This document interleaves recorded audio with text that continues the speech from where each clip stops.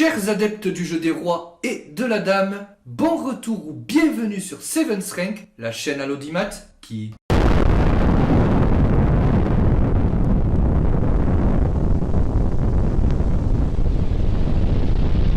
Laissez-moi vous présenter le compositeur du puzzle aujourd'hui à l'étude, le grand maître international depuis 1999, Maurice Ashley. Alors Maurice Ashley, il faut le savoir, est le premier grand maître international afro-américain du jeu d'échecs de l'histoire. Et c'est l'un des intervenants réguliers du St. Louis Chess Club aux États-Unis, où il donne des cours mais analyse aussi les parties en direct des grands champions qu'il interviewe ensuite, donc Magnus Carlsen, MVL et les autres, lors de grands événements, par exemple la Sinquefield Cup. Et personnellement, c'est un personnage que j'adore, plein d'humour, très chaleureux et passionné, ça se voit. Donc allez voir sa chaîne YouTube si vous parlez anglais, et ses interventions, ça vaut le coup. Pour l'heure, je vous laisse avec un petit casse-tête de sa composition qu'on trouve justement sur sa chaîne YouTube. Enjoy! Alors j'espère que vous allez bien galérer comme il faut, sinon c'est pas drôle. Les blancs jouent et font échec et mat en 5 coups. Donc prenez votre temps, vous allez voir, ce n'est pas si compliqué que ça. Mettez la vidéo sur pause pour chercher. Je vous dis bonne chance et à tout de suite. Alors, vous avez trouvé ou vous jetez l'éponge?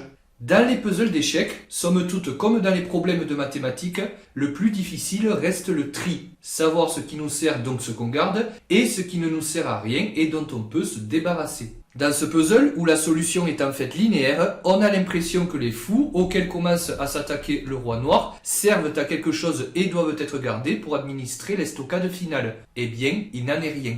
Les blancs vont commencer par jouer roi d4. Donc seul coup pour les noirs, prendre le fou. Maintenant, est-ce qu'on défend celui-ci sur d8? La réponse est non. Et on va jouer roi prend d5, on laisse le fou en prise et on va de l'avant. Le roi ne peut aller ni sur c7 ni sur e7, donc 3 réponses possibles, donc prendre le fou. Mais c'est ce qu'on verra en toute fin d'étude. Pour l'heure, on va commencer par voir ce qui se passe sur roi c8. Et bien toujours pareil, on va suivre le roi. Le roi ne peut pas venir prendre le fou qui est protégé par la tour, il doit aller sur b8. Et maintenant, on va continuer de couper le roi depuis A3 avec la tour. Seul coup, le roi doit venir en C8, mais il est maintenant en Zugzwang. Et on compléterait par tour A8, échec et mat. Après roi prend D5, le monarque noir peut se rendre sur E8. Maintenant, il y aurait roi E6, toujours pareil, mais de l'autre côté. Vous voyez, ce n'est que symétrique.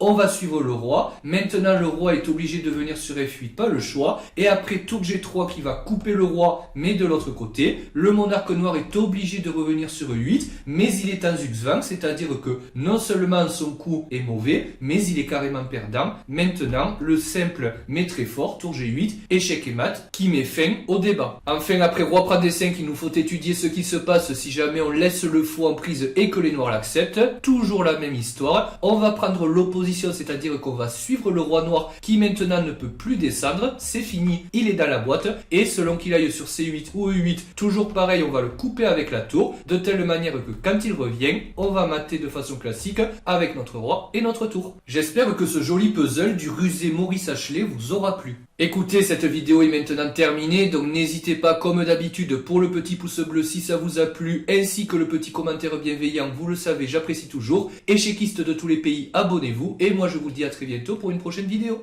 Salut!